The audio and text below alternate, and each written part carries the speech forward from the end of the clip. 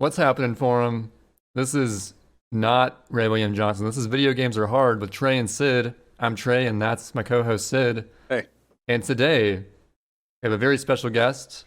You may know him from having the 120-star world record in a little game called Mario 64. We got Cheezo5. Cheezo5, who's that? I mean, just cheese, sorry. Cheezo5 is an old thing. I never forget. Dude, Cheezo5. I always just identify you as Cheezo5 in my head because it's cheese. You know, it's just cheese. It's people. The OG guys still have it in their brain, but I don't mind because you know it's it would never be forgotten, and it was good times. There were no bad memories. That was kind of a funny Skype meme between some random Sunshine runners and you. We would just spam Cheezo5 in all caps in your chat. I remember that. Yeah. That was a long time ago in the Skype days. Yeah. So we have a former 120 Shines world record holder. All right. We have washed up. The current and very, I don't know, top of his game 120-star world record holder, and we have me, who has accumulatively had 96 Shine world record for almost a week. So, you know what? I think we're all pretty much on the same level. You know? Pretty much. Yeah. Yeah.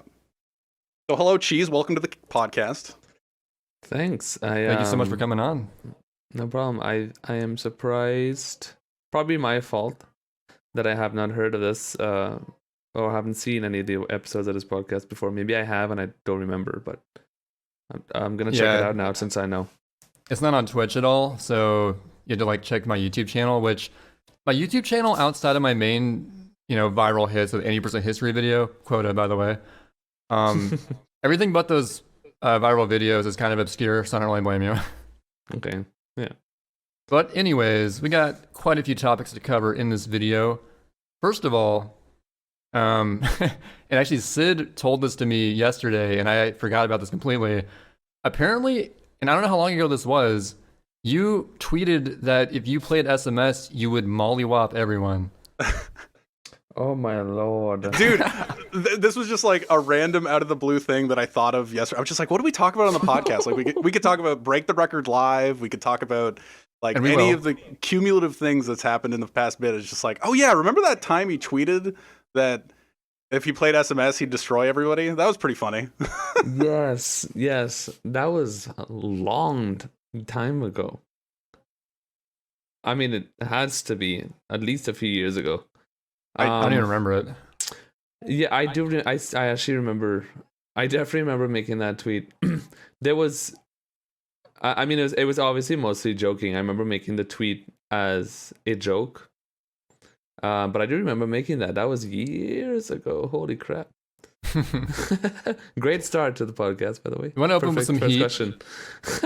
But do you still think that holds up to this day, or do you think SMS? No, of course not. I didn't think it held up, and even when I first tweeted it, it was just joking around. You know what? I think you could have a future in Super Mario Sunshine. You know, you take all of the mentality and all of the things you've learned about speedrunning in general from SM64 and just transfer it all. You could probably beat Tago. You know? Oh yeah, our boy Tago does both games. Tago's a low-key god speedrunner too. He has a lot of games and stuff under his plate, including Ocarina of Time. Yep. I think he just breathed on Sunshine and has a low 120, or maybe even better. Breathe. That's funny. Pretty sick. Yeah, I mean, and Sunshine more so. I mean, 100 times more so than Mario 64 and most games. Period. Was my childhood actually. That's one of the games I actually mostly grew up with. So it's really? You would think that if any Mario game I would speedrun would be that one, but why not? I just started. Well, I think the whole reason was just random. I started playing Mario 64 because I wanted to play the game again. Just play the game again, just casually after watching a lot of people speedrun. It just made me want to play it again. But when I started playing it, it's when I got addicted to it, and that's when it started, the speedrunning thing. It just happened to be with Mario 64, and I think I don't think I've ever been that interested in Sunshine for speedrunning. I think it's because of the whole water aspect. I don't actually like the water aspect too much. There's a lot of even water. Even when I played it casually, I was always like, when I was younger, I would always be afraid that I would run out of water, and I would always like not. Just wouldn't feel comfortable with the water mechanic in general. So I think that just steered me away from speedrunning it. That is such a great answer, because every time we hear anybody talk about Super Mario Sunshine, it's just like, oh, I'd love to try it. Like, it looks interesting to play.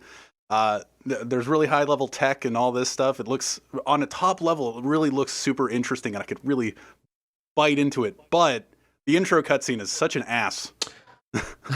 Oh no! I don't really care about the cutscene. Like I'm pretty sure you just get used to it. Yeah. Well, that was like Punkation's thing. Yeah, I remember back in the day. Punkay has a very generic thought process for every kind of thing when it comes to speedrunning. For OOT, it's the movement is too slow. Sunshine, the intro is too long. Like pretty much what a common Mario 64 player would say. But Punkay is just saying that because that's what everyone else thinks.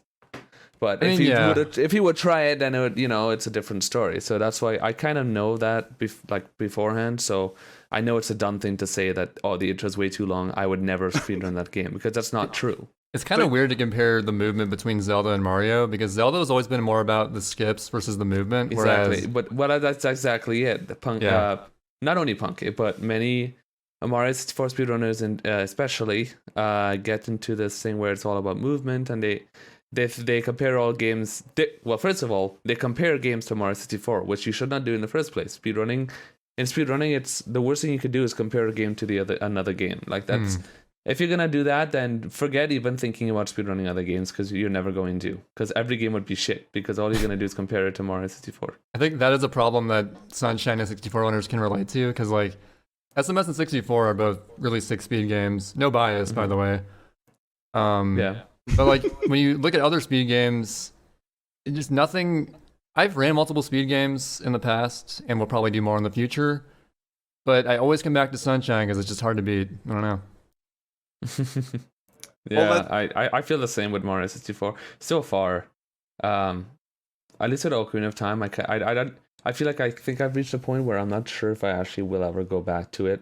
There's a few reasons, but when I did go back last year, I just kind of felt that I just couldn't. I was not feeling the joy of it, and I would not feel I guess you could say the speed running high that I get with Mario 64, and I just realized maybe the time I spent in Ocarina of Time was enough, and I don't know, maybe I just don't really care to do anymore. See, that's how I feel about other games too. Whenever I think about speedrunning another game, Trey and I have memed about speedrunning Assassin's Creed Brotherhood, and we did like a race. Dude, we were so close getting back into it. We were literally at or at least I was at sequence 6 out of 8 relearning it. And I just lost interest entirely. That. When you have a speed game like SM64 or Super Mario Sunshine, you just kind of you look at it and go like, well, I could invest all this time in learning this run or relearning OOT or anything like that. And then you just kind of go like, or I could just try to get better at the game I'm already good at, So that's how I look at that. Yeah, I kind of look at it the same way. I think that's probably a common speedrunning way to look at it, but I guess because it's that and like nowadays, for example, I think about I would have those thoughts randomly. Maybe I should learn this. Maybe I should do that. But God, it's a lot of thoughts come in my head. First, one thing is, well, my stream knows me for this game, so what's going to happen to my stream, blah, blah, blah, if I play this game. And then that's always the biggest fear. Yeah, another thought could be like, fuck, well, okay, well, am I allowed to curse? Sorry, I don't know. Go for it. I said ass already. So one thing is like, God, well, if I start playing Mario now and somebody beats my world record, then I'll have to de-rust again. Like stupid thoughts like that, which you shouldn't worry about. But yeah, and then I end up just kind of sticking with Mario. Yeah, that's kind of why I hard retired from 120 shines after sub 3. I was just like, there's no time after this that'll satisfy me as much as that. That was like my ultimate goal that I reached. There's no point in worrying about keeping that record. And also this way I can move on to other stuff if I want to. But of course, it's like, oh, I'll play other categories of the same game. Okay. But anyway. Yeah. You want to move on to I guess you want to talk about the what was that ESA event called again? Break the record live. Break the record live. Yes, that was kind of a big deal, and I didn't hear about it until I heard on Twitter that you were on the 138 pace run, like when you were almost done with it. And I tuned in. I was like, "Huh, it's on ESA. Isn't that just usually GDQ's weird younger little brother?" But no, it's some new thing. Weird younger than. Have you seen any ESA events or anything at all in the past? I've seen a couple. I never tune in a whole lot, but I definitely follow it. I don't always tune in though. Right. I think we were all surprised when ESA reached out to us with this event because we thought ESA is like GDQ in the charity aspect. It's a charity marathon organization. Mm-hmm. But funny enough, ever since GSA started, and within GSA we've developed like a relationship with the ESA guys. ESA has been more interested in competitive speedrunning. That's what I've noticed, that they've been more interested. And I think the people working in ESA in general, especially Edenal, has talked about competitive speedrunning in the past too a lot. So I wasn't too surprised at the same time because I think I knew that they were trying to branch out in that sense. It's funny to think that I will reiterate this later because I probably know what kind of questions are coming later related to this. But it's funny to think that this ESA event would never have happened if it was without the Easy Escape bounty. Because of that bounty is why this idea came to them. Probably that's where the idea came from, that bounty. Yeah. But I mean, long story short, this event was my favorite live event in speedrunning I've been to, for a few reasons. One of them being when you go to GDQ. Okay, yeah, that is one of them. Yeah, at GDQ you gotta deal with sunshine runners, and they're all pretty toxic. So Yeah. So no. So GDQ, when you go to GDQ, right? It's 1 week long, and let's say you have a run in, right? It's 1 week long, and you have a run that is. Well, for me, it would be like an hour and 40 minutes. An hour and 40 minutes in 1 week where I'm actually playing or quite literally doing something at the event, right? Yep. So it's a very, very, very short amount of screen time and play time for a 1 week event, right? Yep. We've kind of just gotten used to that. That's always been what speedrunning was about, or speedrunning events was about, right? We never really questioned it because that's always the norm. And then you take for some runners in some games it could be like 15 minutes, it could be barely like a few minutes screen time, for an entire week. So it goes from that to this event. I mean, PACE 2019 that GSA had was similar to Break the Record in a sense that the players that were part of the leagues, they played every day. Like every day they had at least one match that they were doing, so they had more play time. And then Break the Record is like, it's a 4-day event, 3 days, and all day long for all of the 3 days you are playing nonstop, or you can play nonstop, right? So you have 10 to 12. Yeah, you have 10 to 12 hour windows for 3 days in a row where you have screen time and you have something to do. You have a main thing that you're there to do, right? So it was a very, very different feeling in a sense that, you're going to this live event and the whole purpose is for you to play nonstop, with the idea, I guess. So there was that, and it was so automatically that created a whole different ambiance, right? Yeah. Competitive feeling to it, right? And because it was the first time, a lot of us didn't really know how to feel or react to it. The day one was very abstract. The first race was like weird but awesome because like you're sitting next to your friends and the best runners of your game, and it's a very crazy but awesome feeling. And at first we were all thinking, hopefully we have our own like spaces or cubicles or something to play on, because it'd be distracting if we play next to each other. But the truth, at least for me, the truth was I loved the fact that we played right next to each other. I thought it was such a cool dynamic. Just the feeling of sitting next to your like friends speedrunning the same game was just the coolest thing ever. It gave me even more sense of like comfort than when I'm at my own house. So that was a really cool aspect to it. And it just felt like I was home doing runs, because you had a time slot. You could do runs whenever you want, however you want, and you could take breaks whenever you please. And that was a very, very, very good environment because it made us feel comfortable.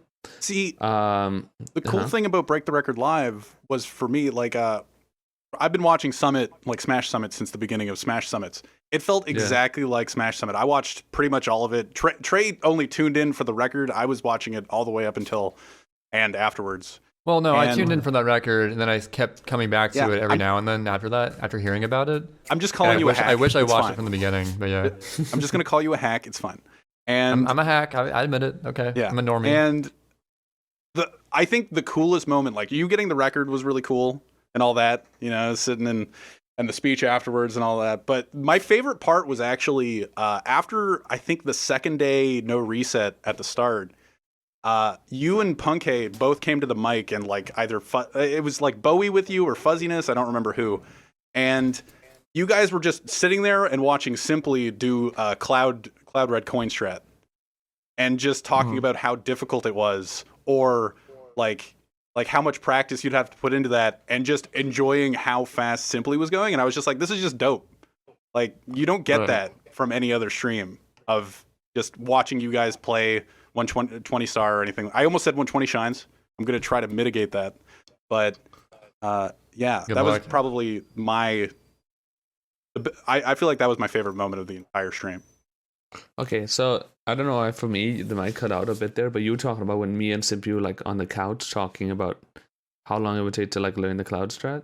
You and Punkay were talking about Simply doing the strat. Oh, okay. Yeah, I mean, it had this very homey feel to it because it was, well, the whole event was just like 12 people total, the staff and the 7 players. So it was small, but like it didn't feel that way because of all the pressure and the competition, and you're playing all the time, so your mind is always like active, and the layouts, by the way, were insane. I don't know if you guys thought the same, but the layouts and the overall production was I was really impressed. So much more impressive than I thought it would be. So it had like just enough information to cover everything, like every little stat you wanted to know, but it wasn't like overwhelming or anything. Exactly, yeah. It was awesome. What else can I say? Were you afraid of anybody actually breaking the record live? No.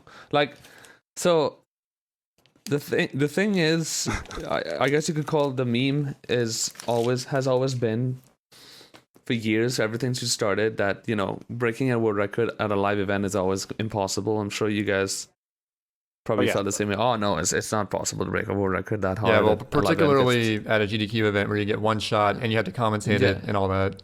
Exactly, and a new setup, new chair, blah blah blah. Yeah, and that's what we were always thinking, And another thing was that, and it's impossible to play Mario 64 when you're tired. Like when you're tired, it's just not possible to play well. And those two conditions is exactly what I was going through when I did get the world record live. I had like insane insomnia that weekend. I was on 3 hours of sleep or less. I was dying. I swear to God, that day when I got the world record, I was only doing runs to pass time so I could go to sleep early. And that's funny. One of the runs I ended up getting a world record. I was exhausted. And you're in a live setting. We were playing on monitors too, which we're used to CRTs. That happened. I got the world record. So I'm still confused as to how it happened, but for the whole weekend I played really well, which it doesn't make sense because of the circumstances, but I did. I think you can chalk it up to multiple factors. The first being you're not always having to cater to a chat. It's just you in the game, no commentating required, which is kind of nice. And then also, it's funny, like more often than not, when you're really tired during a Mario run, it's just not going to go well, especially when you're just doing a stream on your own stream. You just don't feel right and things are not going well. But every now and then, some like wild card effect can happen from it where you actually play better than you would usually, especially into later game runs because you're too tired for the nerves to really set in as much. Yeah. And I've definitely had that in the past, but it's super. You gotta have like the right balance of things on top of being tired, and then you just won't choke as often. It's super rare, but it's cool when it happens. Yeah. Is there any part of your mind? So you got the 118, but you have gotten 118 or 138. Sorry, my bad. See, I was in sunshine mode. You were in Cathalon mode. I get it. I was in Cathalon's era. We were way back in the day. It's fine. It's fine. You got the 138. You do have a slightly better unverifiable time. Like, has that ever crossed your mind to like I know you got the time that's now verified record Puncation. You guys were going to beat Puncation's time of 139 of a low 139, but you do have an unverified time that is slightly lower. Does that ever does that ever get brought up now or? Yeah, it does. And it gets mentioned by people in my chat sometimes. Does it still irk you that like you technically have a better time even though it's not verifiable? Yeah. I went for a while, and I still kind of think about it. Like the thought of, damn, I kind of wish it was lower than the 51, but I can't complain because and I still achieved it. So. Yeah. And it's dumb to think, oh man, I wish it was lower than 51. But like, that's why it's just really important to make sure and mention the whole verified thing, because then they would be like, that was the run where the bit alert like lagged your stream crazily, isn't that it? No. Oh god, no, that was from 2 years ago. Oh, is it a different one? Okay, I'm way in the past. All right. Yeah, the one that the 51, I just the capture card froze for like 20 seconds during GRB. Oh, that sucks. So the problem was I was using a Ultra HDMI N64 setup, which always had issues, and it would have these freezing issues, right, in general. And for some reason, it would happen for some reason. I still don't know why.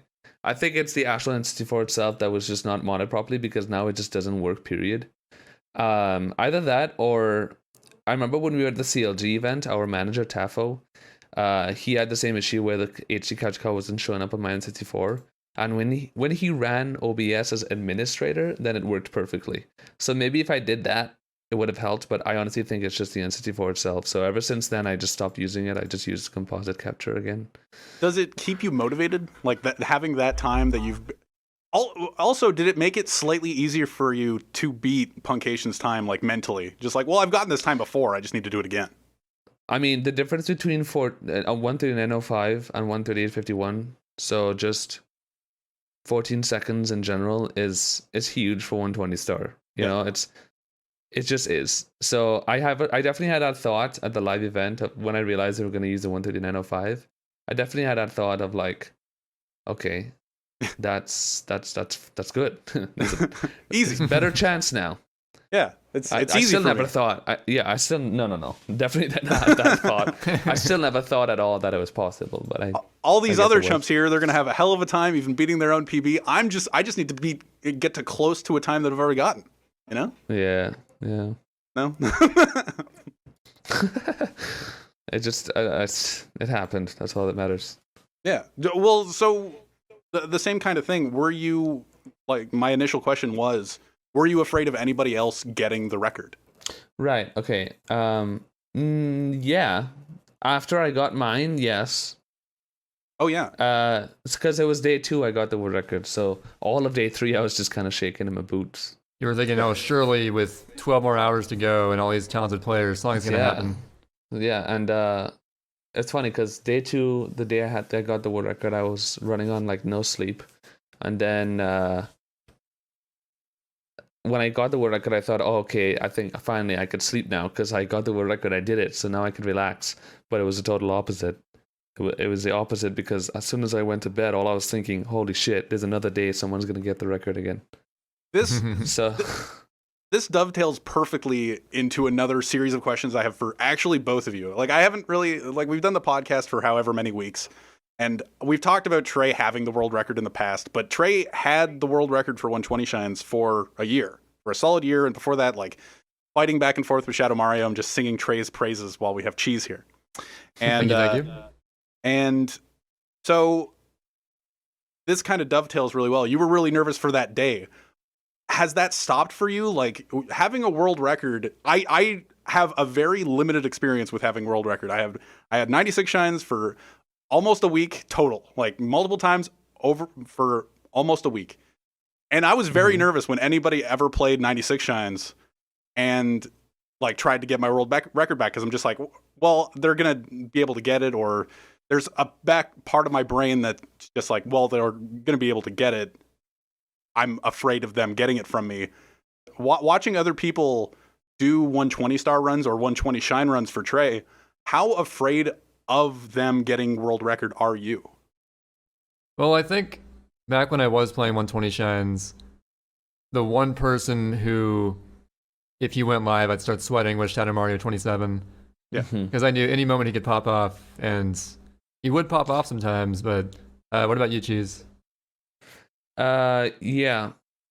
It was the only time I really felt that way was when I first got world record.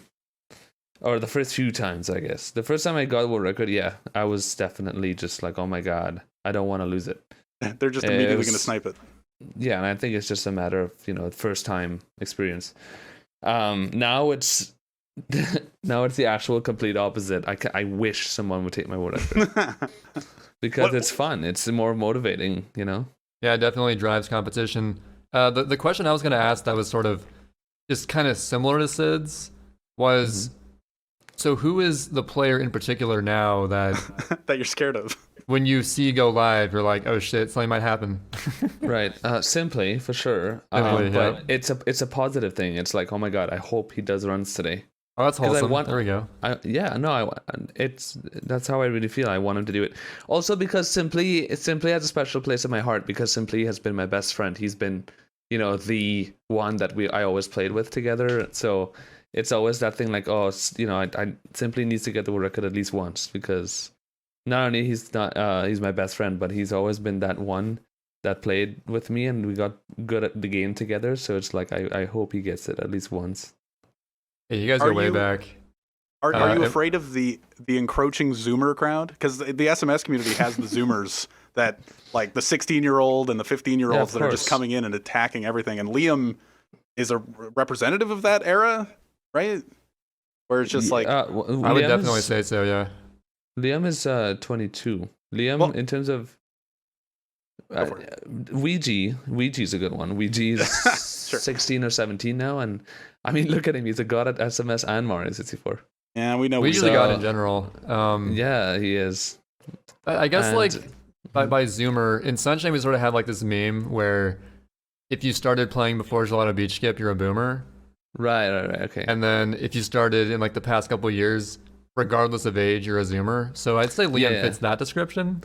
That's what I had. I had a feeling that you were referring to that. Then, in that case, for sure, Liam is also the fastest improver apart from me. Liam, I think, started 2016, but then only got when was it? 2016 or 2017, and it took him about a year and a half to reach like 140 level. And that's insane. Yeah, and for me, it took me 1 year to get the 141, which was a world record. So it's like similar, we both practiced a ton. I mean, I think he's still streaming and he has been live for 11 hours. So, I think he just finished, but Liam is literally streaming every single day for 11 hours a day. So like he's still going super hardcore. I can't do that. I'd stream for 4 or 5 hours Mario and I just want to cry. That's definitely me. Yeah, dude. Like in the sub 3 grind era, when I started doing 120 shines, the category, as I'm sure you're aware, was not that optimized at all. Mm-hmm. Like you could probably look at a run and be like, yeah, this movement could probably be improved, or he died a couple times, so I don't know about this record. But as soon as the category started approaching the 3-hour mark, into sub 3 territory almost, it just became exponentially more stressful every single minute we cut. Mm-hmm. And like every time I would stream, so you would consider yourself a rager at times, right, Cheese? Oh yeah. Like when you lose a run, you feel more a sense of like rage from that? Oh, it totally depends on the day, I think. Also, just well, not any day, but a general period. I realized officially ever since the bounty started that it's not like a daily thing. It's a period. Like it's literally like I'm having my period. Like they have those months or weeks where I just can't handle it. Yep. Like when a girl's having their period and they have that thing, that whole mood meme. It's just like that. It's exactly like that. 100% the same. Dude, it's like there'll be 1 week where I just can't be arsed, and every run I lose, I just want to cry and scream and rip my shirt off, which happened. So see, there's some people who are ragers, and you're a rager. I'm not really a rager. I'm more of a depressor. Like yeah. I would be doing a 120 stream and lose a run 2 hours in to a 3-hour thing. Yeah. And I don't rage, but I just feel depressed. And like as much as I want to finish the run just for the stream, sometimes I literally couldn't bring myself to do it. I was just too depressed. I was like, I gotta cut stream, guys. Sorry. Yeah, it's just like it's just you're so sad sometimes, and it sucks. But yeah, there's that too. Go ahead, Sid. I wonder if the amount of time you have to wait in order to get back into a run has something to contribute to that. Where it's just like when we lose a run for whatever category you're playing, well, maybe not now that the leaderboards are potentially changing or whatever, because we're thinking about removing the cutscene. We're on that next week. Yeah, we'll talk about that at some point. But like you have to sit through 7 minutes of cutscenes. And something around there, a little bit of gameplay in the middle, a little bit of gameplay in the middle, but other than that, like I wonder about Majora's Mask runners, maybe not nowadays, but like before all of the new bullshit that's been added to Majora's Mask runs, like how depressed they get versus raging, because like you screw up whatever trick in Majora's Mask and then you have to watch essentially 20 minutes and go through first cycle. Whereas Cheese and every SM64 runner is just, it's like a minute. Like you turn on the small Lakitu cutscene, it goes around, and then you're back in front of Peach's castle. It's just not that much. So there's a lot of ways that this could go. A lot of things I could comment about this. Hopefully I remember all of them. But like, first of all, to add to the whole depressing feeling, it's everyone has their own thing, right? Mm-hmm. And like I said, I have those moments where I'm like, the month of January, for example, was much more of a rager month, because I think it's because I really wanted to get the bounty. I was afraid that someone else would get it, blah, blah, blah. But at the same time, it was awesome because everyone was playing again, you know, so that was exciting. I loved it. And I'm the kind of person, I don't care, I anymore at least, I don't care anymore about getting mad on stream, because it's old news at this point, you know? Like, anyone that reacts on my stream when I get mad, like, oh my god, did someone clip that? That usually means that they're a new viewer that has not seen that before. Because people that know me and have watched me for a while, it's like, all right, he's just lost a run. He's probably just gonna get over it in like 2 minutes and then just do another run again. Like, it's normal. And like, you know, people that know speedrunning know that raging is a thing. It's just gaming, right? So I kind of just accepted that and I don't care anymore. But for example, these days it's much less rage.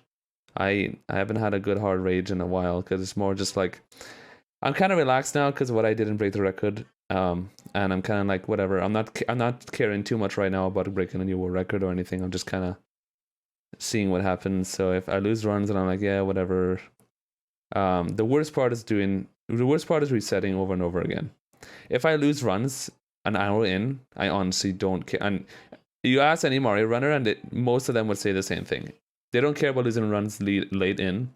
They just don't want to have to do the beginning over and over again. Yes. It's by far the worst feeling. That's exactly Especially you guys, I would think, because the intro is so long. So it's like... Well, it's the intro is so long, and then you interact immediately with a lot of RNG, which from watching a lot of Break the Record Live, you guys complaining about the coin RNG, I was just kind of like, lol. Yeah. It's just like, oh my god, that coin went that way, and I'm just like, sure, all right. Man, I wish awesome. That was my worst problem. It's because we have the 7 minutes of cutscene, and then we have 3 levels, and then PD, which if you get the worst RNG possible, you lose 58 seconds for no reason. So, but not that anybody's ever gotten that. Like, I've lost 45 seconds recently, but it's super rare to lose more than 50, but it's possible. That's the key thing. Yeah. So that's kind of part of that as well. But yeah. Or you get to run an hour in, and then King Boo is always there, so that's fun. Yeah, but then you've already played a lot of the game. Like resetting over and over for PD. Like how does Reed do it? Like that's my question. How does Reed play until Pianta Village, not get mad every time? Well, he does get mad, but how does he keep going? How do you keep going? How do you keep going? So, I don't know. Right. So the keeping going thing is what I was gonna talk. Like what Trey said about like getting a run in 2 hours. 2 hours in, you lose it, and then you get that depressed feeling, and the first thing in your head was just I'm ending stream. That's it. So this is all part of like mentality control and stability and all that stuff. And funny enough, me and Simply have been talking about this a lot lately together, trying to understand it and help each other out, especially with the bounty, because the bounty was so much competition that you had to like maintain this mental control and just endurance. And it all has to do with just knowing yourself personally, what you need for yourself to stay relaxed and have that endurance. So for you, a good strat could be every time you reset, you step away for 5 minutes and come back. And that's perfect because the intro cutscene's there. Right. Okay. It does the job for us. See, maybe it's hey, everyone listening. Maybe the intro cutscene's a good thing. Yeah. Maybe low key. Exactly. But no, actually, but you're actually totally right. That's not even a meme. That's how I think. That's what I think. Like when I played OOT and everyone is like, "Oh my god, a 3-minute cutscene," I'm like, dude, that's nothing. It's nothing. Like 3-minute cutscene is nothing, because guess what? I'm gonna reset a lot less in this game than Mario 64, so I end up watching way less cutscenes than if I played Mario. But no one thinks that way. Everyone just thinks, "Oh, the first 3 minutes." They don't think past that. They don't think what the entire stream is gonna entail, and that's what you have to pay attention to. Well, you reset way less because like you're not. Well, there's more to optimize. Because it's just a lot easier in the beginning. Like Ocarina of Time beginning, usually it's just a lot easier to get past than Mario 64 beginning. That's just how it is. So there's no womps 100 coins in the beginning of Ocarina of Time. Yeah. There's a lot more uncommon for me to reset all the time, you know. And if I did, I would at least usually get like 20 something minutes in Ocarina of Time, you know. So it's not like in the first 2 minutes or LBLJ resets. It's which is the worst thing ever. Mm-hmm. You're literally not even playing the game. Like when they have times like last night where I reset it almost 10 times in a row in LBLJ. That is quite literally basically not doing anything. That's basically just watching the intro 10 times in a row. So and that is the worst feeling. But for the endurance thing, it's like what happens to me, I realized that happens to me a lot. I lose a run in SSL at least once a day. And usually when it happens, especially if it's a big early in the stream, and it happens to be a run that I lose a stupid way and I'm really pissed off, that's when I have to kind of like trigger the mental strength thing, where I have to think about like, okay, remember what to do, just step away for a bit, just calm down. And I would take a break or something. Or if I have to rage, just rage, let it out, and then just wait a few minutes and then just try again, start over. And then usually I feel better, In the past, years ago, when I get really mad, I would just be like, fuck off. And I would end my stream without even saying anything. And then I always feel worse. We've all done that. Yeah. And you just feel worse usually because you feel like you gave up kind of thing. Yeah. So, well, to break up the monotony, though, in runs that are going badly in LBLJ or something, if you get past it and then you like screw up something in SSL, is there what do you think of no resets? Like you guys at the start of every day of Break Record Live tried to do no resets except for the last day, because everybody wanted to dedicate a lot of their time instead of just dedicating 2 hours to a really bad run potentially. But it sounded like from the commentator's point of view, and pretty much every player that came on is just like, nah, no resets. Like, I get it, but no. Like, what do you think about no resets to break it all up? It's not like ideal for grinding, but from a stream perspective, it's good to have that just so you at least finish one run a day. Yeah, it's also for the mental game too. Yeah, the mental game as well. So important. Yeah, so I didn't mind the no resets and break the record. I think it was a good idea because it gave us a good warm up. It put on a good show, and it gave us kind of like a good start to see where everyone else was at, you know. Yeah. Pretty much everyone else at the event was like, oh no, I really don't want to do this, which I was kind of confused by. I thought it was cool. I thought it was so fun. Like the whole idea of everyone racing next to each other, I thought it was awesome. So I was surprised how they were feeling opposite about it. They were just kind of like, no, I just want to do runs already, because which is, I think, in my opinion, could be a bad mindset, because if the first thought in your mind when you realize you have to do a no reset race is, oh no, I just want to do a temp so I can get a good run going, then you're automatically eliminating the possibility in your mind of the no reset run being good in the first place. So in your mind, you're saying, okay, I have to do a no reset run. This run is not going to be good because it's going to be no reset, and no reset usually means it's going to be a bad run. So I just want this run to be done with. So you're basically losing 2 hours because you've decided that run is not going to be good. And you never know that no reset run might end up being really good.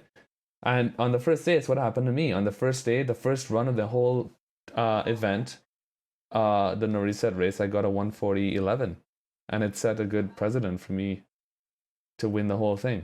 And I think it's because I treated that no reset run as, like, you know, a possible good run, and I think that's why I did well.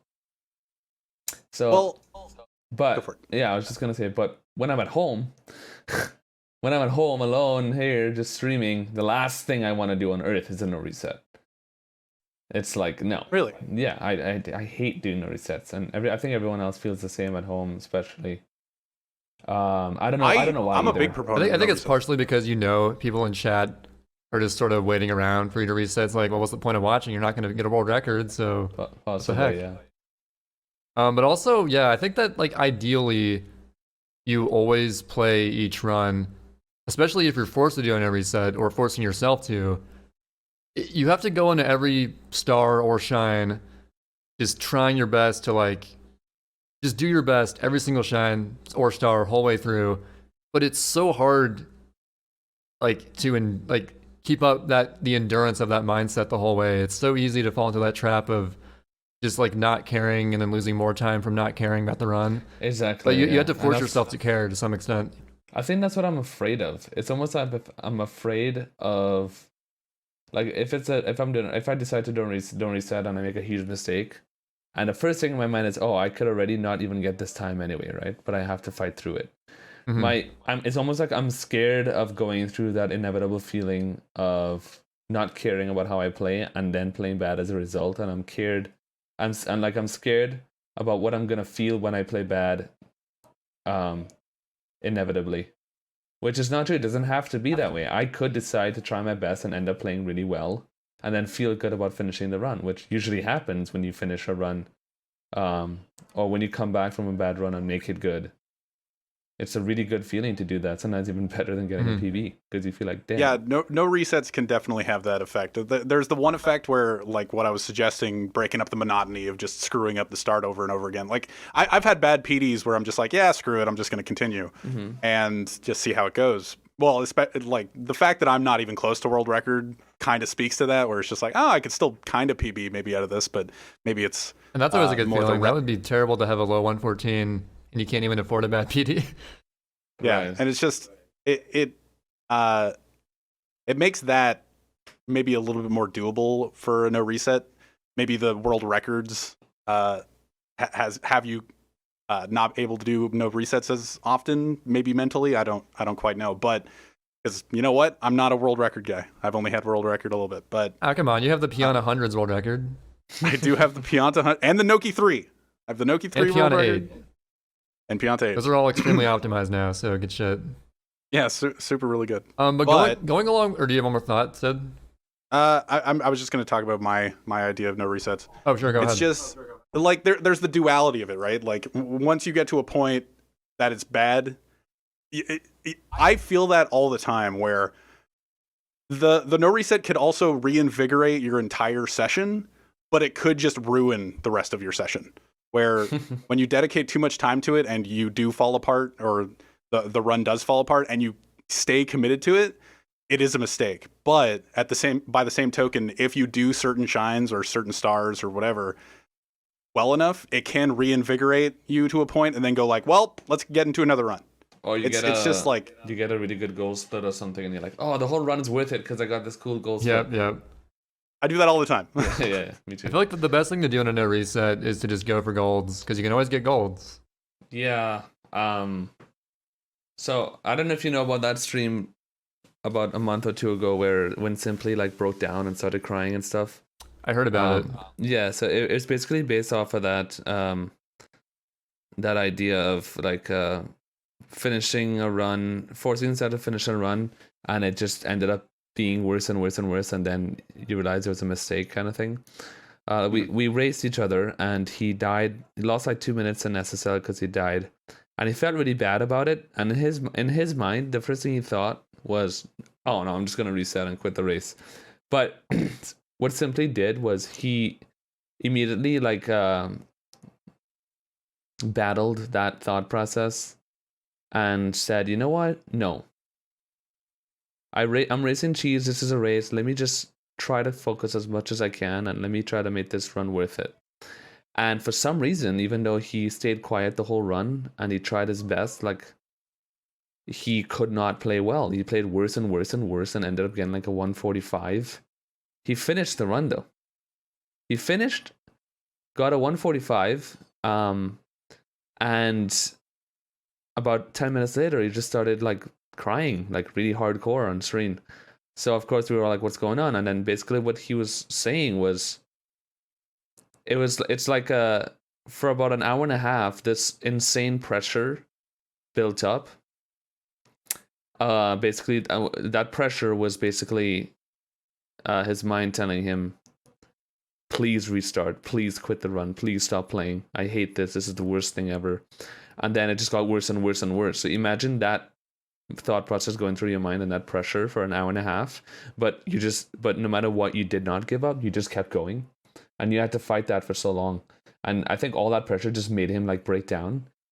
And it was like he said, it was an insane feeling because he never felt that before in speedrunning. But he said that the crying part was actually positive. It was like emotions of like of victory, in a sense that he was able to overcome those really negative thoughts and finish the run anyway. And he said that it was a very rewarding feeling because he was never able to do that before. Like 100% of the time for years, every time he had that feeling of fuck this run, oh I just died and lost 2 minutes, he would always just reset. But this time he didn't. So it was very special. It was like a new feeling. And what he was saying was he realized, and this is what I ended up making a video on, which I know you guys, I know Trey mentioned it. The ego video? Yeah, he said that exact negative thought that he was having for that 1.5 hour during that run, which was, I want to restart, I hate doing this run right now, that was all 100% ego. That was his ego telling him all of these negative things. It's kind of like this, you know, when you have like the angel on one shoulder and the devil on the other shoulder or whatever, and the devil is telling you, no, fuck this run, start over, you're way too good for this shit. And then the angel, or you know, the good part is telling you, come on, you can fight through it, just finish the run, you know, try to enjoy it, kind of thing. It was basically that situation, and he had to fight through it. And he said that devil thing, that like the evil part, is basically the ego. And the ego was telling him that entire run, it was telling him those things, you know, oh, you died in SSL, what's the point? Just stop playing, this is stupid. And he just kept playing worse and worse. So it just got stronger and stronger, which was, you know, please stop playing, God, this is awful. You know, and that feeling of like, oh, I'm too good at the game for this bad of a run. You know, I don't know if you guys have felt that, like fuck this, you know, I'm way too good for this. Like, why am I continuing the shit run? Like, I'm way better than this. You know, it's pure ego. That's your ego that you've built up telling you these things. You know, that it's not worth.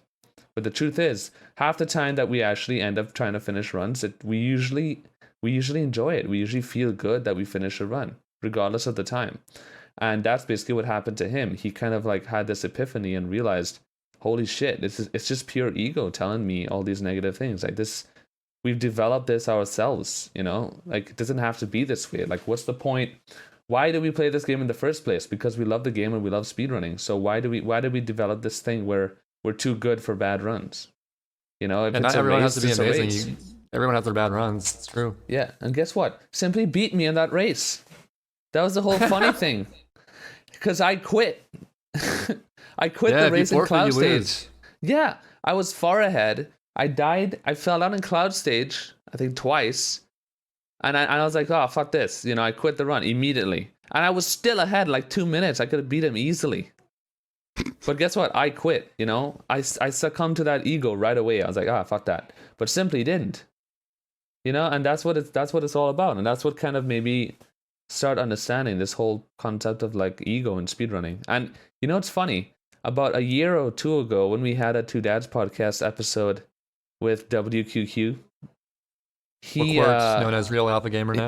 Yeah, Real Alpha Gamer. He was saying this exact same thing, dude. If you look at that episode, he talks exactly about this thing about ego and speedrunning and how all these thoughts that we have is all ego. And at the time, me and Simply were like, what the fuck is this guy saying? We were totally confused. We were like, dude, WQ is such a meme. And it's exactly what we've come to realization now, 2 years later. WQ was woke. Dude, it's exactly what he was saying. And I now understand it. And I think that's what, that's what the video I made was about, basically. Do you think that that's part of the reason why, over time, did you ever like, or back in the day, would you race Mario 64 more than you race it now, you'd say?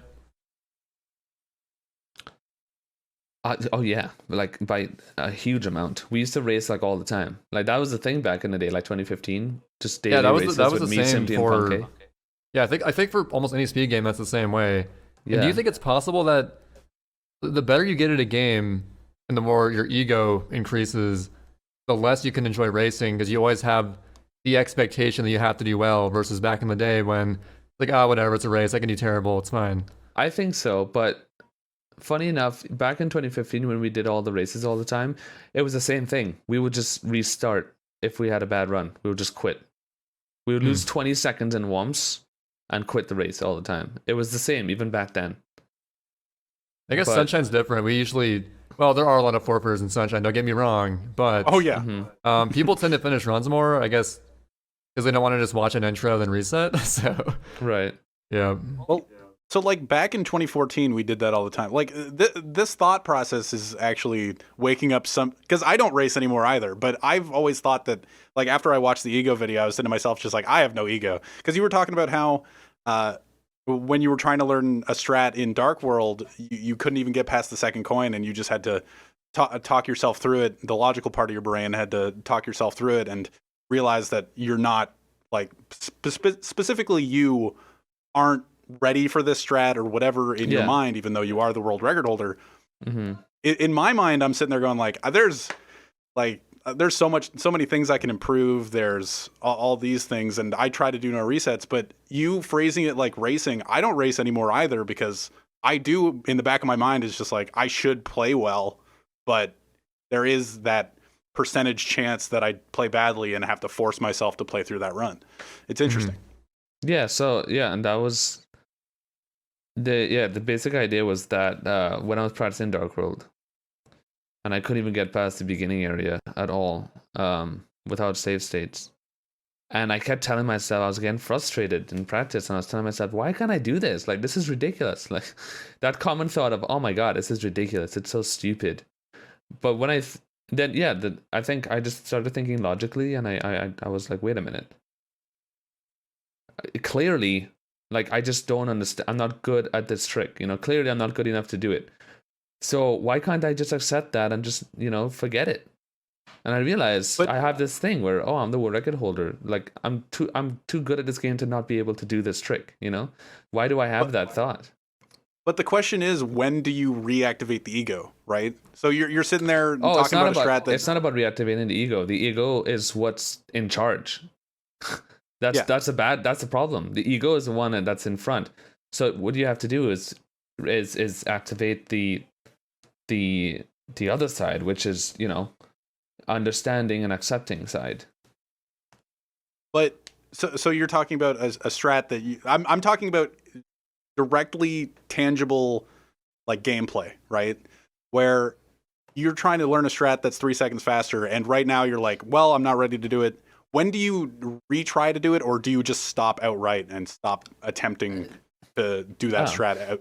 No, I think it's whatsoever? fine. I think it's fine to always retry it whenever you want. Like you take, I don't know, 2 days after you try it again. But the important thing is that when you realize that you can't do it, you just accept right away. Okay, I won't do the strat. Obviously, I still don't have it yet. Yeah. But it's just that the importance of accepting that you can't do a certain strat yet. You could retry it anytime you want. And actually, that idea of retrying something, it's funny, particularly with the new Pin of 3 strat that was found a few months ago. I forget when it was maybe like a year ago. Time flies, God. Whenever that came around, I started learning that. The first couple days I tried it, I just could not do it for the life of me, hardly ever. Mm-hmm. But coming back to it, like the very next day, it just clicked with me like that. Like sometimes you sleep on something and it comes to you like that. So sleep's important as well when practicing. Exactly. I felt like with a specific strat in Super Mario Sunshine, while we're talking about Super Mario Sunshine strats, with Goopy Inferno, for anybody that knows any percent, there's a really hard strat with like a momentum spin or whatever. And every time I watched somebody do it, I was like, nope, not going to try this. I had the exact opposite problem where I also didn't have practice codes at the time, and practice codes really help. But like watching anybody else that I perceive as better than me at the video game do it and do it really clean, I'm like, yeah, no. And I just learned it, and it's really not that bad. So I had the exact opposite of the ego, where it's like the I don't know. Well, no, I think anti-ego. I think it's because when you do reach a level where, in my case, I have the world record, right, in 120 star. When you reach that level, the ego starts coming in because you have achieved a world record. So in your mind, naturally, you start thinking, well, obviously, I'm good at the game. I have the world record. I must be one of the best. So like, this ego develops without you wanting to or realizing that this other person who doesn't have world record is doing this strat. So obviously I could be able to do it because I have a better time than him. So yeah, all right, let me learn this strat. And then you can't.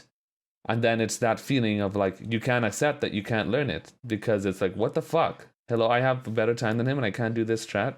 This is ridiculous. And that's what I mean. So I think it's the opposite in your case, because you were talking about people that are better than you, that do a strat that you can't do. So I think that's why it's kind of the opposite. Interesting. All I wanted from this podcast was you to tell me that I'm not the best. That's all I wanted you to tell me. Oh, dude, I remember when Sig in 96 Shine record, he acted like he was all cool, like, yeah, I got world record. What's up? See, the funny thing about Trey's statement is that it's the exact opposite. It's just like Guy could at any moment get this world record back. SB could start playing this. Any player that's like, I tell people I'm 27th best in the world in Super Mario Sunshine right now. There are 26 people that could try, or probably not, minus Reed. 25 people that could pick up 96 shines and beat my time if they. And now Guy has a 2-minute better. So there was no part of my brain getting the world record that just like, I'm the best at this. There's no way anybody's going to get it. But it's a totally different place from where you guys have been or are. Mm-hmm. And I feel like the ego thing works in multiple ways, because one way that I realized, sorry to pick on Samurai Man really quick, I love Samurai Man, I respected him for years and years, but there's one thing in particular I remember about him wanting not to learn that he really should have when he, like, at his level. Like, for those that don't know, in 2013, Samurai Man, okay, like, Siglimic was the Mario 64 person. Samurai Man was the Sunshine person. Like, if you want to watch Sunshine, you watch Samurai Man. And he was so good and ahead of everyone else who wasn't Japanese that often he would fall into that trap where someone not as good as him would suggest he learn something because they feel like he could. For, in this case, when you're entering Pianta Village and doing the Shine Gate climb, Samurai Man would commit to the triple jump hover method for years and years. Even people started like doing the spin jump Y turn method that became pretty common. he would just commit like, nope, I'm doing triple jump. Screw you. This is all I need. Because people who were worse than him were suggesting it, you sort of feel like, well, why are you telling me this? Like, I know what's best for me. I'm better than you. Right. Why should I learn the Y-turn method? But now, Samurai Man's come a long way, especially mentally, and he definitely, I think, is nothing like he used to be. But it's just kind of funny how, because of your ego, you can sometimes put off learning stuff simply because you think that, oh, I'm good enough. I don't need this. So it can go both ways. Yeah. I think that makes sense. I don't think I've ever personally had that experience though. I always would take a recommendation, but the problem, I think the difference with Mario 64 is that Mario 64, every single, like, all strats are known already. We all know everything, so it's not about that anymore. Because 99.9% chance that if some person says, "Hey, I saw this strat. Have you seen this? Maybe you should try it." It's just something that I already know from years ago, or it's some task strat that's way too hard. So what usually happens is I have to just tell him, "Oh, that strat's too hard, or it's impossible, or whatever." When's carbonless? Yeah, like that one. See, yeah, Sunshine's more of a position to be more of an open-minded speed game. Like Trey, I often pick on Trey about not having an open enough mind about strats. And I admit it that I am not an open-minded person at times. Sid will suggest I'm just like, something. oh, this could work. It's like, oh, this could work, and then he's just like, nah, Like, nah, I'm not good. Nah, don't even try that. And then I try it, and I'm just like, oh, it saves a second and a half, or it saves however much time. And he's just like, oh, and I'm like, oh, could you send me a video of that really quick? It's just like, Sunshine is definitely at more of a cultivating place. Like, you can cultivate more from the game than SM64 is. Sunshine's definitely, it's sort of behind 64 developmentally. Sure. Like, Sunshine speedrunning didn't really take off until 2011, 2012-ish. Right. Whereas 64, it had, sub 150, 120 star times back in 2010, maybe? I don't know. 2010. Which is pretty damn good for that time, so Yeah. a lot more developed. Sunshine's a fun game. Are we good on Sunshine's- the ego discussion? Up to you guys. Well, we talked. I've been explained that I'm not allowed to have an ego yet, and You'll get there someday. Don't worry, you'll be good enough. This is a joke, but yeah, that's kind of where I'm at. So I'm good with- cheese. Yeah. Oh, go ahead. No, I was just gonna go into the gaming history thing. Oh, sure, go for it. Yeah. So cheese. Well, every time we have a person on the podcast, like, sure, we talked about ego and we talked about the break the record live, and you're great and you have the world record and 120 stars. What's the beginning of cheese? Like, how do you start playing games? I started playing games at a very young age. My mother played Battletoads with me as a kid. Trey grew up in a house where his parents didn't play any games with him until he got like a SNES. I don't remember his story. His story's lame. What? Yeah. But- that's not. Go ahead. So what's the beginning of cheese playing video games in general? My family was totally not about video games, except for my mom's brother, my uncle. He still plays games. He loves video games, but like, no, my parents, my mom and my stepdad, they were very, very anti video games. It was a common story of like, no, video games are bad. You know, we don't let you play video games. I only ever got to play video games on holidays, and when I mean holidays, I mean like summer holidays and Christmas holidays. That was it. Like, I never was able to even pull out my console apart from that. Not even weekends or anything. And even so, during the holidays, vacations, they would like be kind of reluctant to let me play, and it was bad. And I think because they were just terrified, I always thought that I was addicted to video games, which they were probably kind of right, because like all I wanted to do was play games. I loved it, you know. Oh yeah. And they were just afraid of that. But I was played since like 5 or 6 years old, and then there was one day that we were really bored. We were all at home, me, my brother, my cousins, and we were all really, really bored. And then my uncle, my mom's brother, was like, "Hey, you know the N64, like which just came out like a year? No, never mind. Mario 64 was already out for like 5 years in. N64 is like still kind of a new thing because a new console coming out back then was more rare, I guess. And it was like, oh, the N64, we never had one. My uncle was like, hey, we should buy these guys an N64, you know. And then they randomly, just some random day, and they did.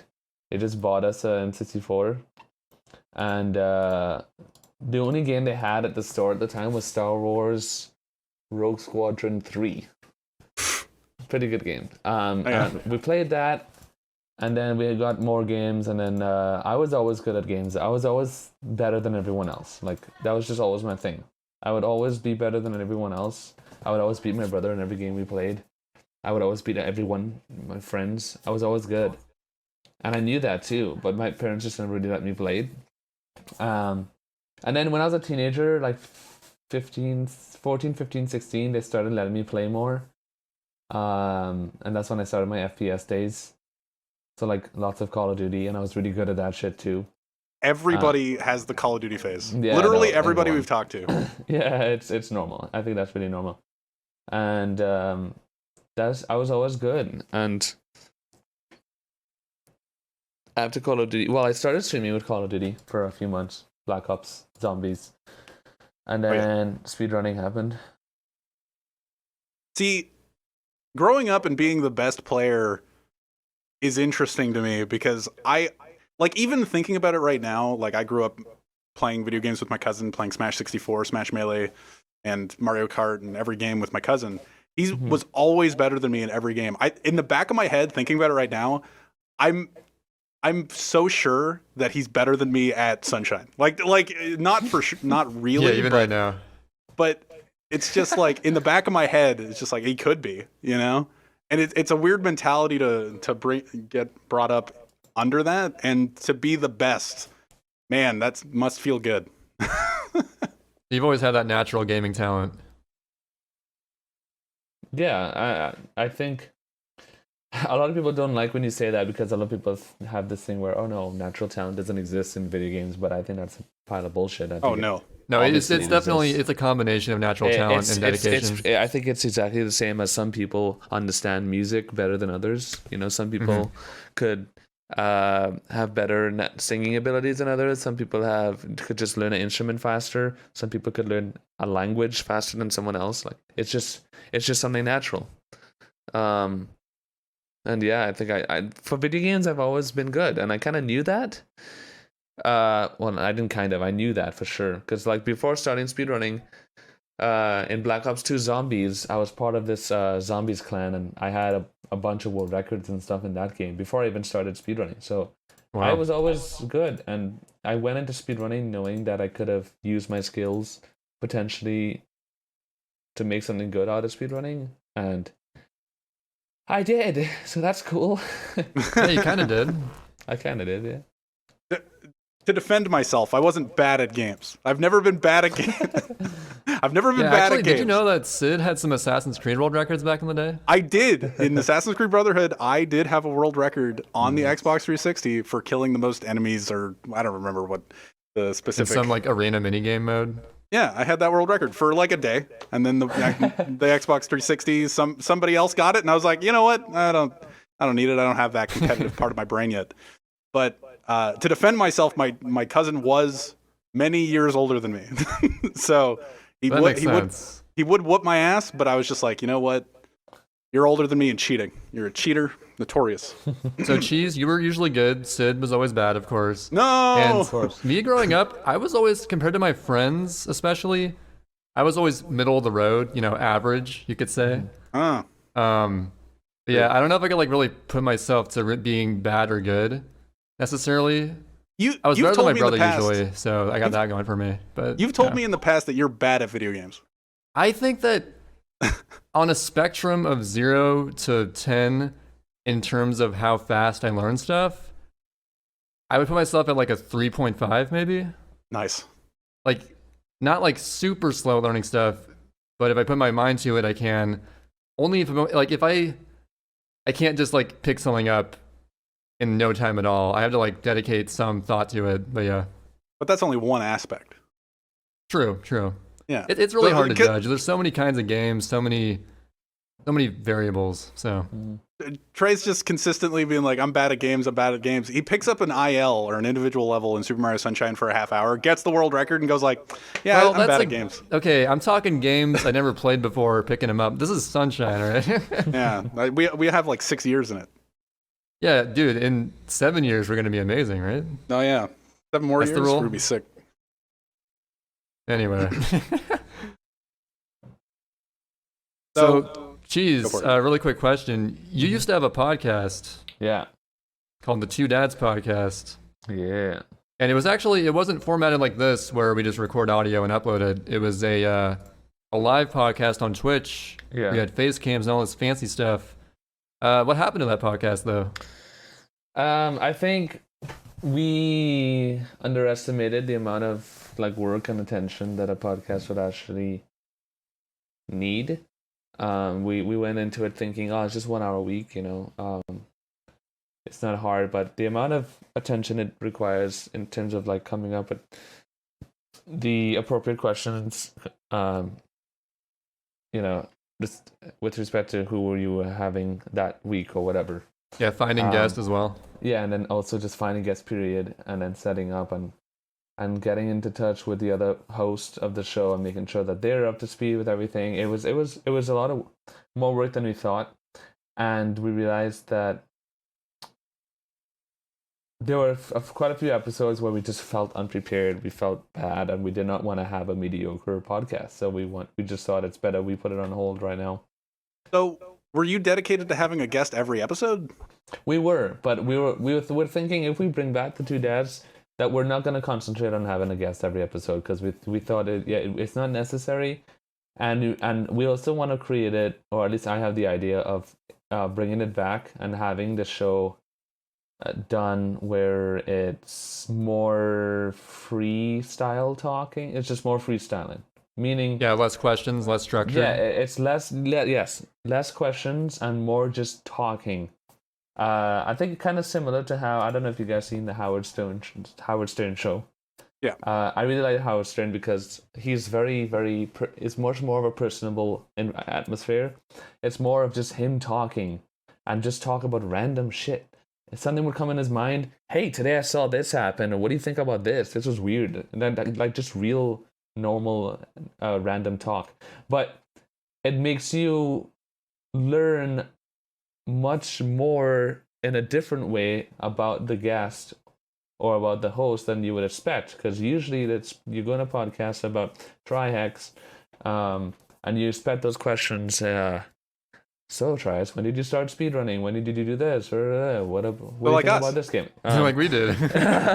No, but every episode, well, at least I started feeling that I didn't like that every episode was structured the same. But there are a lot of podcasts, or podcasts in general, follow the structure, and that's the whole point. But I guess what I envision is not actually a podcast. I guess it's more of just like a show where we would talk about anything. So I personally didn't like the whole structure thing about asking the same questions. Doesn't mean it's bad. No. If I do bring it back, it'd be different. It'd more just be like personable. The goal of it would be for people to learn about the person we're speaking to, about just who they are.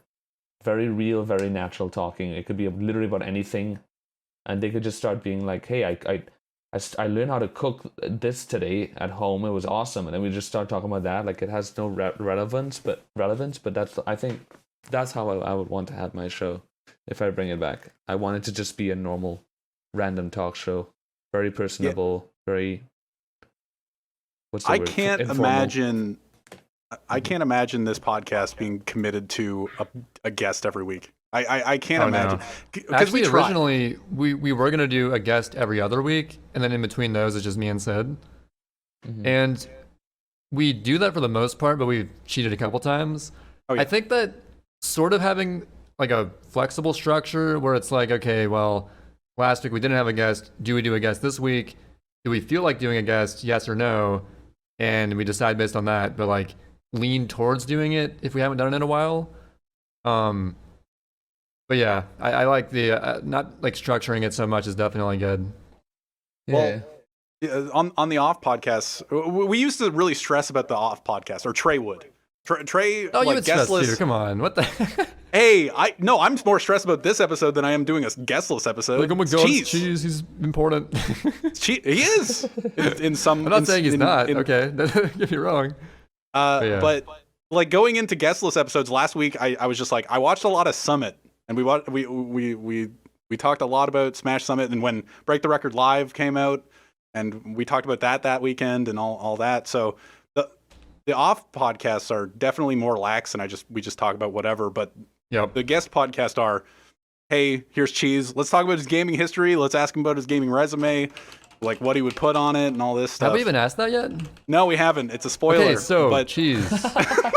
Very important question for you. So let's say you're at a job interview, being interviewed by none other than Fortnite legend Booga himself. All right, Booga. he's interviewing you. I always say it wrong. Whatever. And you're showing him your resume to get this job. What are your top 5 gaming achievements on that resume? Top 5? When did we restrict it to 5? Isn't that what we do? No, we just say like what's on your gaming What's on your resume. gaming and then, I thought it was and then- 5. Okay, whatever. Just what's and on then there. Phoenix lists. I play a lot of Minecraft. Okay, you know what? On a resume, you have limited space. It's limited to 5. Okay, Right. how about that? Obviously, I mean, do I put more than one 120-star world record? Like, I don't even know if that would. You can do whatever gets you the job. I mean, probably the best one would, the obvious one would, if I had to choose one, would be achieving the world record live at Break the Record Live, like, because it was on the news, it was at a live event, so that would be there. That would be the top one. Mhm. That's a good one. I feel like that's the best one we've had. I feel like Booga would hire you that on that alone, but go on.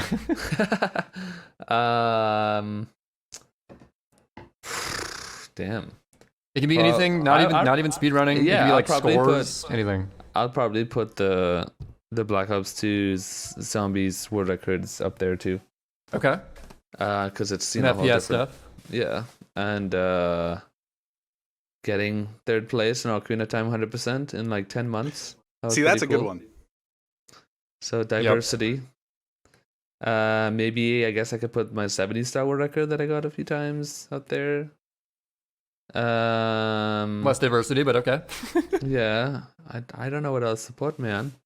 I See, guess okay. maybe just performing at GDQs or live events in general. Well, it could be just casual games too that you're proud of. Like on my resume, it would be like, dude, I don't getting play all the- games. I only play Mario. That's the problem. Well, you probably played more games when you were younger. all or- right, fine. I beat Luigi's Mansion 14 times. Ooh, nice. When I, That's a when I was good a one. child- Did you play Luigi's Mansion 3? no, I didn't, You're not missing Don't. much. because I'm that delinquent. Really? Wasn't that? No. I don't know. Wasn't that Everybody good? seems to like it.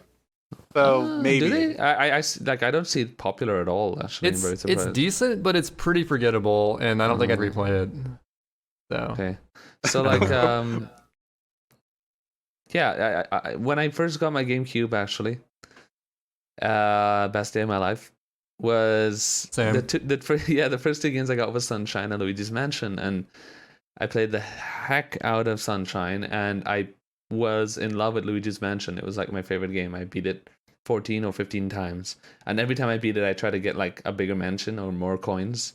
I knew that game inside out, man. I'm surprised I never speedran it, because like I knew that game. Did you know inside about out. watering that plant to get the 20 million? Where? Because there's like growing up, I can never get the best mansion because there's a free 20 million thing you can get if you come back to a plant every single chapter and water it, and you get like an insane gem from it.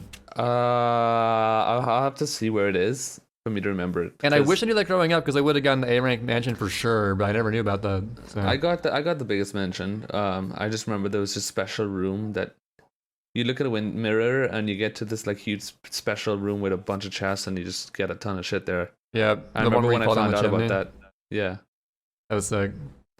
but I guess that one. I also beat Need for Speed Underground 1, one of my favorite games of all time. I was just thinking about it today. I want to play it again. I beat that game like 6 or 7 times too. Like I had this thing where I would beat it with a different car every time. That was really cool. That'd probably be my top 5. That's a good top 5. See, one thing that I wanted to add to my resume. So I have like, so I play Sunshine. Whatever, Sunshine exists. All my Sunshine achievements exist. There's ILs. There's random having the world record at some point. One I wanted to add to mine is I've been playing a lot of Mario Maker, or not as of late, but playing Mario Maker in general. I submitted, and I've told Trey about this, and you'll probably be entertained by this story, or maybe not entertained, impressed. Be impressed by me. This is all I need. I submitted a Mario Maker level to Barbarous King, and he played the level through, and the biggest compliment you can get from somebody playing a level through is being like, you know what, I'm going to replay that and get the world record. And he played it for a solid half an hour, at beating it like multiple times, and then was just like, yeah, that was probably the best level of the day. That is on my resume now. That's pretty That is good, now on yeah. my resume. Yeah. Barb. It was a really cool underwater level, which usually cool and water level don't go in the same sentence. Yeah, that's But surprising. it was really cool. So That is now on my resume. pretty good. You know what? I thought it was pretty okay. Yeah. Along with a lot of other things. So, cheese. What do we get into now?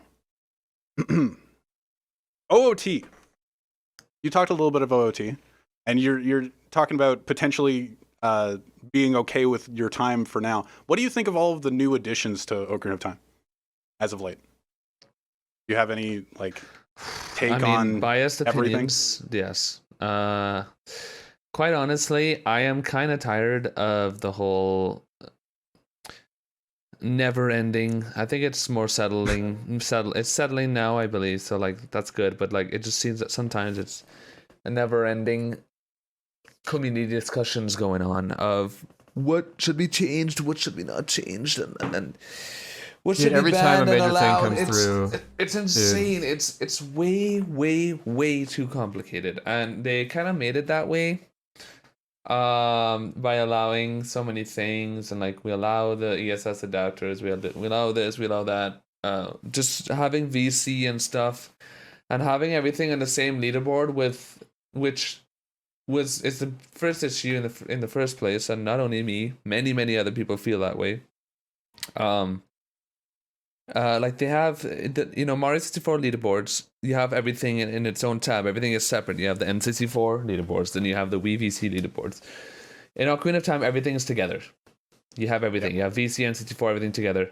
But there's a filter on the top right which I never saw until Danny B finally told me there was one. So that's obviously an issue. I know other people that didn't notice it too. So if people aren't noticing the filter, then that's bad. First of all. Second of all, no one actually cares about the filter. Like, that's the thing. The community does, yes. The players are going to say, oh, well, we care about it. It makes sense. But yes, but the common viewer is not going to either see it or care. They're just going to see what they see first of all on the first page, and that's what they're going to judge off of, because half of them won't even know how the site works in the first place, right? So you want to play on N64, for example, but there's absolutely no point, because the N64 route could potentially is going to lose like 15 minutes or whatever. So you get a God run, and it's still 15 minutes slower than the world record, which is on VC. And just no one cares, right? So that's an issue, because after talking to people like Runner Guy and stuff, who are very prominent members in our community for a long time, Runner Guy pretty much straight up told me that the reason why he doesn't do RTA anymore is because of the leaderboard issue. Because he doesn't like playing on VC, he wants to play on N64, and for a lot of the categories, N64 is very slow, so it just demotivates him. He doesn't want to do RTA because he doesn't care. If the leaderboards were separated, at that point it'd be up to the viewers to care about VC or N64 more or whatever. But if you have their own leaderboards, at least that people who want to play on N64 can compete with others on N64, Yeah. And it would also be cool, because then you could do runs in both categories, Especially the most important thing, which is that the routes are different in the different category, in the different consoles. So if the N64 route is completely different, right? It's only more reason to make it have its own leaderboard, because it's like a whole different experience. So you separate the leaderboard, and then it could even motivate people to play on both consoles. You know, you do a VC run for the VC leaderboards. That's a whole different route. And then, you know, you're like, oh, I want to try the N64 route. It looks pretty interesting. And it has its own leaderboard, you know, so I could submit to both leaderboards. It's just more variety and more opportunities for runners. And it's almost like they don't get it. I don't know, like, at least me, Pity, a lot of other people in the community, we have never understood how they don't understand that. I don't know how you guys feel about it, but when I finish my point, then you could tell me. But okay. I just think it's ridiculous. I just don't see how it doesn't make sense, you know, after what I said. And I think them trying to, I think I don't think they actually try to make things complicated. Obviously not. They just try to make things make sense, right? But then they accept a lot of things that people think is ridiculous. Or this thing when Ace came out and people had a controller in the third port with a rubber band around it to hold a certain angle. Like, I just think it's ridiculous at this point. It feels fake. It feels like way too much just to do a speed run. You know what I mean? So that's kind of how I'm feeling with OOT right now, and a lot of other people are feeling the same way. I've heard a lot of people saying the same thing, and it's kind of worrying to me because I love OOT. The moderators in OOT community, like Fig and stuff, they work so hard, and they're so good at what they're doing, but like, I just think they possibly might be making a lot of decisions that they might regret in the future because everything is just getting way too complicated at this point. See, this is really interesting to me because I haven't heard any of this. I saw one Fig tweet talking about what everybody's voted for in specific categories, like Ace is allowed at 80%, but it's banned in all dungeons or whatever. And I saw that whole list of community decisions from one tweet, and I linked it to Trey, and I was just like, his response was, "I'm so sick of leaderboard discussions. We get enough with SMS." Like, right. The leaderboard politics are just a necessary evil that's part of speedrunning. I don't know how much longer it's going to go on. Like, there's always going to be new stuff found, and opinions change based on a run getting more optimized and whatnot. I mean, Sunshine is literally on the verge of allowing hacks to skip the intro cutscene stuff, which is a whole new topic. I'm not going to get into that right now. But anyway, as far as 64, what's funny is when I first got into speedrunning in 2013, for some reason I was like weirdly passionate in my hatred for why Mario 64 only cared about N64 runs. I was always like rooting against that. I was like, why not allow VC? This is bullshit. He asked and beat Siglimic's time fair and square on VC. He did it. But nowadays, and I changed my mind on this a few years ago, I think Mario 64 is pretty smart for doing that, because looking at Ocarina of Time, it's a mess with all the stuff they allow, and it really is again, a mess, it's not separated very well. You got these weird filters you got to click on. It doesn't make sense, dude. It doesn't make sense because then, because now N64 is a thing for 90%, right? Because of Ace. Yeah. So it's like, it's just more confusion. So and to add to that SM64 thing, yes, people only care about N64, but we have the leaderboards for all the other consoles. So we still cater for them. It's up there. It just so happens that the players and the viewers have grown to just care about the OG consoles. It just happens to be that way. You know, the viewers could choose to care about VC and shit a lot more, but it just so happens at this point that all the best players are on N64. So it just kind of it happened naturally. That's the thing. I think that was naturally. We didn't force accident. it. We didn't force it to happen. It happened naturally. So that's where we're at with that. I think that's a great thing now, like in hindsight, because back then, I don't know why I cared so much. I don't even play 64. I would just look at it and be like, man, on Sunshine we allow Wii or GameCube. We're so progressive, but it doesn't really matter. It's the same game disc. Yeah, like VC's a whole new thing. But I think that the way that the 64 runners handle it is perfectly fine. And then with Ocarina of Time, I think the first time I kind of was sketched out was when they allowed the IQ to be ran. I mean, the IQ, it's official hardware. It's not an emulator, sure. But it sketches me out, man. I don't know. So, at least for me in Ocarina of Time, I hear a Frankerzy. yeah, there's always a Frankerzy in my in my room, in my house, and it's never mine. So, but so I kind of feel like I think I've reached a point where I don't think I care about Ocarina of Time anymore. At least personally, till I get back into it. I don't know if I can.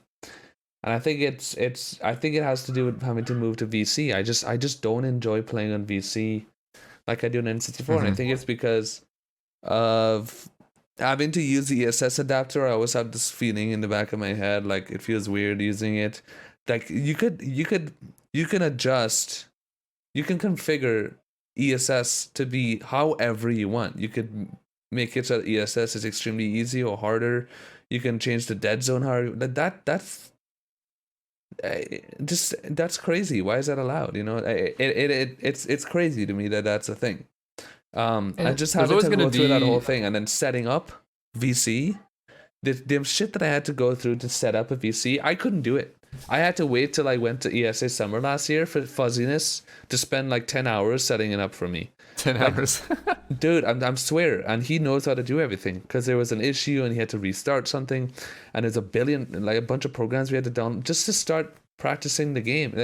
It's just too much, man. Yeah. So I kind of got tired of it, and I just don't feel the same way I feel about Ocarina of Time. And again, you got to handle everything democratically, because ultimately, whatever the majority of the community wants to do, that's what you're going to do, because what else are you going to do? Just not cater to most people? Yeah, so, I don't know. Sometimes I have this really biased thought, and it's not good.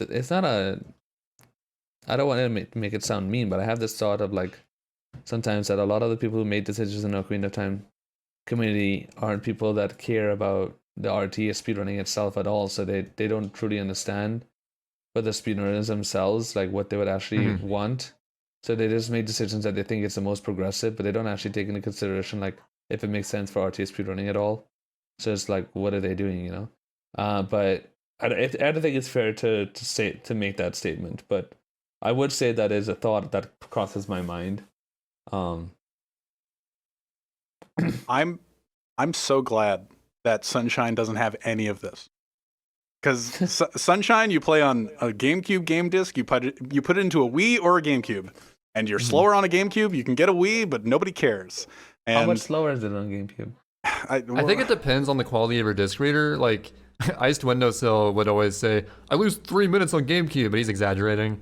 I think it's like, if you compare like the cheapest, crappiest, about to break Wii to a brand new GameCube, I think any percent you would lose, I don't know, maybe up to a minute, which is pretty significant. So I want to play on Wii.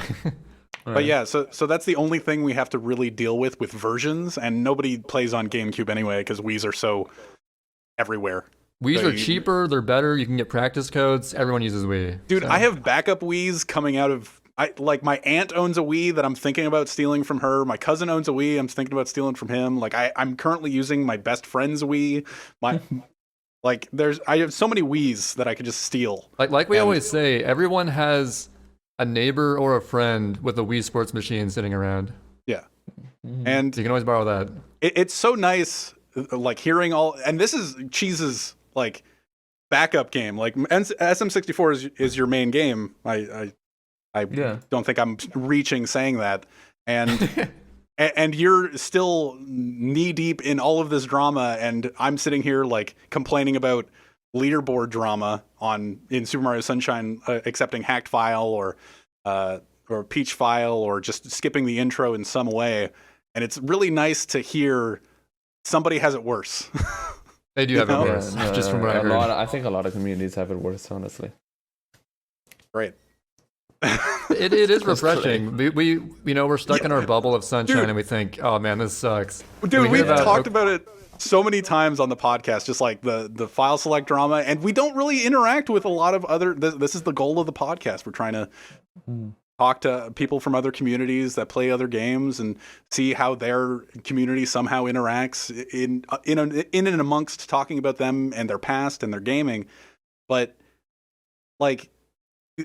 the fact on our off podcasts, on our one-off podcast where Trey and I just talk, we've talked about it for like upwards of 25 or 30 minutes, just impromptu, about the drama around the file select, about changing from file select to something else and skipping some of the intro in Super Mario Sunshine, and people who complain about the intro. And it's really nice to hear that there are communities, because I didn't know there was a lot of drama around the Ace thing until I saw the tweet.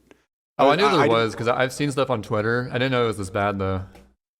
I just did not know that there was so much drama around, like, changing some sort of filter, or like allowing certain glitches in certain runs but not allowing these ones, and then in longer runs I didn't know there was that much, but it makes much sense that there's a lot of drama in a community that's as passionate as like the Ocarina of Time and SM64 communities. It took weeks for them to like make a tweet saying, all right, this is what we're gonna do, whatever. I think when they had issues like the famous one, the frame walk, like my 13851 had, where I did the frame walk, where at the time we were switching to GameCube controllers and basically changing it analog to digital. So I was configuring my joystick and making my Y button register as my joystick on my GameCube controller. So I would plug in a GameCube controller with adapter just to do the frame walk trick in Jira B. So I can mash Y, which registers as just tapping up on the joystick, so to do the frame walk glitch to get the cannon shot. And of course we were like, what the fuck is that? So it took them, I'm pretty sure, like, it took them a simple straw poll in the Mario Discord. Should analog to digital be banned? Or should it not be banned? Or I think one of the options was, should it be that if you're changing analog to digital, it has to be set that way for the entire run. So basically you can't change midway in a run and then change back. It has to be set for the whole run. And that's what the majority of the vote was. So that's the ruling now. So you can't do from analog to digital in a run unless you start with it and end with it, Oh, that's interesting. Which doesn't make sense. You can do it if you have it set that way the whole time.